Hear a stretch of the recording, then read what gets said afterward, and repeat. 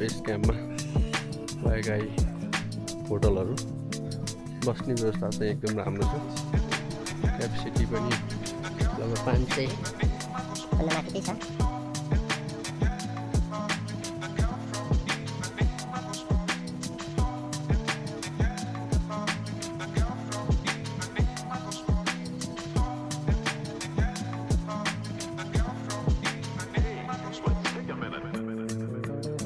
पुरै खुलिसकेपछिको हिमालय चाहिँ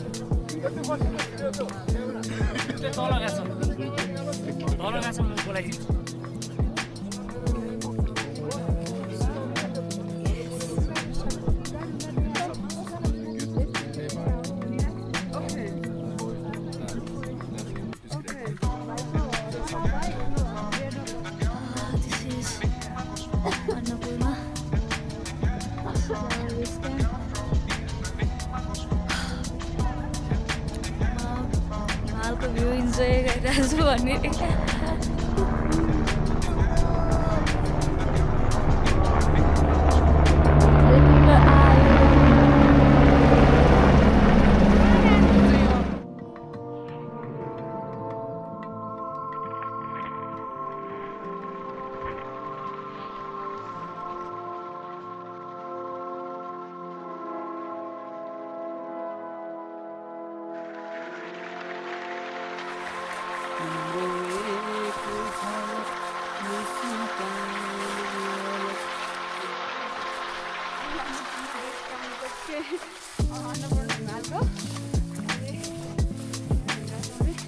त्यसमा हिँड्छौँ रमाइलो भइरहेको छ यात्रा। हिमाल पनि आइरहेको छ माथि माथि देखाइदिन्छ सर हिमाल।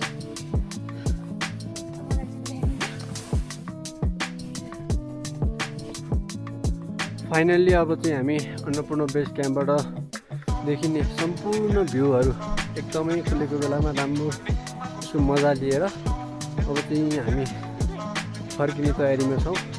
ल भन्नु 2 शब्द कस्तो लाग्यो तपाईँलाई Annapurna base camp? Annapurna base camp राम्रो छ होइन? यात्रा कस्तो भयो? यात्रा त खतम जिल्लाको भयो अलिकति सन्चो भएन है? ल ठिक छ। ल भनिदिनुहोस् तपाईँ कस्तो भयो तपाईँको यात्रा? रमाइलो लाग्यो। अबको यात्रा कहाँ हो? हामी चाहिँ यति बेला अन्नपूर्ण बेस क्याम्पमा अन्नपूर्ण हिमाल हो, अन्नपूर्ण सर्किट सबै देखिरहेको छ, यहाँ सबै पनि देखिरहेको छ। क्याम्पबाट धेरै हिँड्नु पऱ्यो भने हामी तल देखिएन, नत्र चाहिँ एकदमै बबाले भ्यू देखिनेवाला थियो, यहाँ देखिने पनि थियो। अब एकछिनपछि चाहिँ उहाँले सेक्छ। यति बेला चाहिँ बिहानको मर्निङ भ्यू एकदमै फर्स्ट छ। हामी लगभग 4 दिनको यात्रामा घरबाट हिँडेको 4 दिनको यात्रा चाहिँ 5 खालबाट 1 दिनको यात्रा नयाँ पुलबाट झिङ्गुसम्म आएर बास बस्यौँ। त्यहाँबाट दोस्रो दिनको यात्रा हाम्रो अप्पर सिनुवा भन्ने ठाउँमा आयौँ। 10 घन्टाका पैदल यात्रापछि हामी अप्पर सिनुवामा आएर बस्यौँ। भोलिपल्ट बिहान 6 बजे हामी अप्पर सिनुवाबाट हिँडेर माछापुछ्री बेस क्याम्प हुँदै एबिसी बेस क्याम्पसम्म आएर हाम्रो 20 घन्टाको पैदल यात्रामा हामी क्याम्पसम्म आइपुग्यौँ। अब हामीलाई फर्किनुलाई लगभग 15-16 घन्टा लाग्छ होला। बाटो जस्तै ओह्रालो उकालो छ र खाना बस्नुको सुविधा भन्नुहुन्छ भने एकदमै राम्रो छ। होटलहरू भने जस्तो छ, अलिकति कस्टिङ चाहिँ नर्मली बढी नै हो कि जस्तो चाहिँ लाग्यो हो, तर त्यति धेरै होइन। प्याकेजमा हुन्छ यहाँको खाने बस्ने सिस्टम चाहिँ 2000, 2200, 2500 जति माथि आयो त्यति बढ्दै जान्छ। अरू नर्मली आफूलाई तातो हुने कपडाहरू लगाएर आयो भने अरू त्यस्तो केही खाँचो छैन। अब चाहिँ हामी यो ट्रिप सकाएर फर्किँदैछौँ। बस what you say about Holiday Diary? Best trip ever. Thank you, Holiday Diary.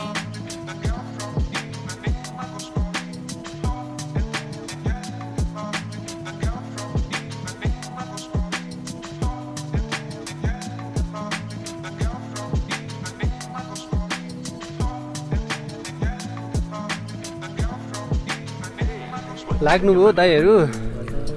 Okay. Hello, how was the trek? Amazing. नमस्ते। Good bye. ABC base camp चाहिँ एकदमै राम्रो लाग्यो।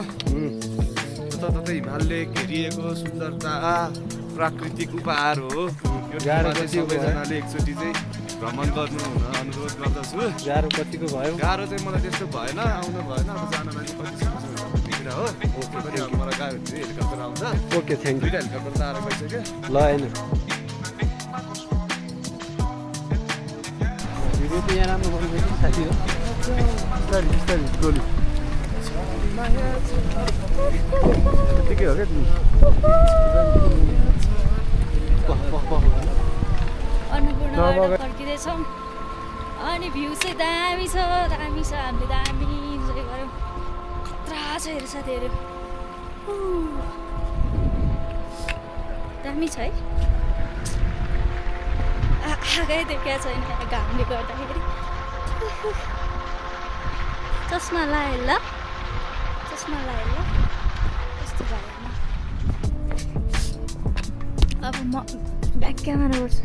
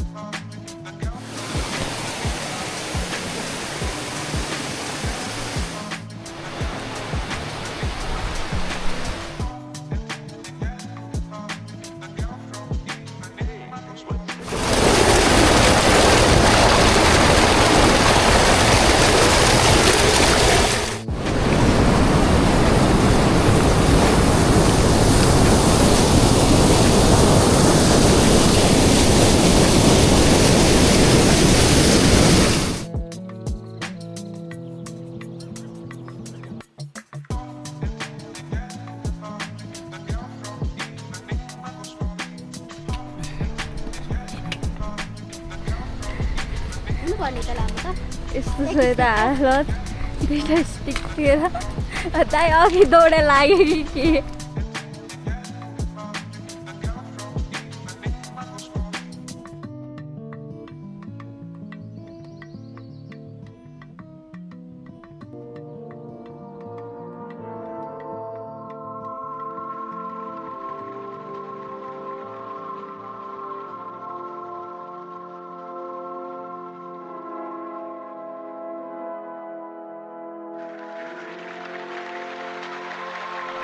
हामी चाहिँ यति बेला पर्सिङबाट महालक्ष्मीमा आइपुगेका छौँ।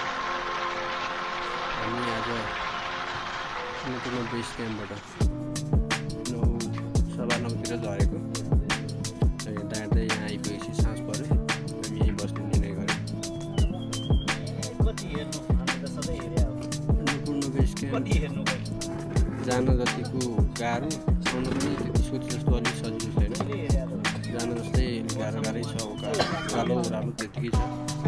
तपाईँहरू आउँदै हुनुहुन्छ भने चाहिँ फिजिकल्ली प्रिपेयर एकदम मसलाहरू बिहान मर्निङमा गर्ने कुराहरू टिक्राहरू अलिकति अलिक तयारी गरेर नै आउनु होला। अनि अब श्वास निमोनिया जस्तो समस्या छ भने त्यसको लागि पनि सोधपुछ गरेर सरसल्लाह गरेर आउनु होला। हामीलाई चाहिँ यसपालि अलिक गाह्रो नै भयो। हामीले अलिकति छोटो समयको ट्रेक लिएको। तपाईँहरूले कम्तीमा 4 दिन बढीमा 5 दिन नयाँ पुलबाट एबिसीबाट नयाँ पुल ट्रेकको लागि मात्र 4 देखि 5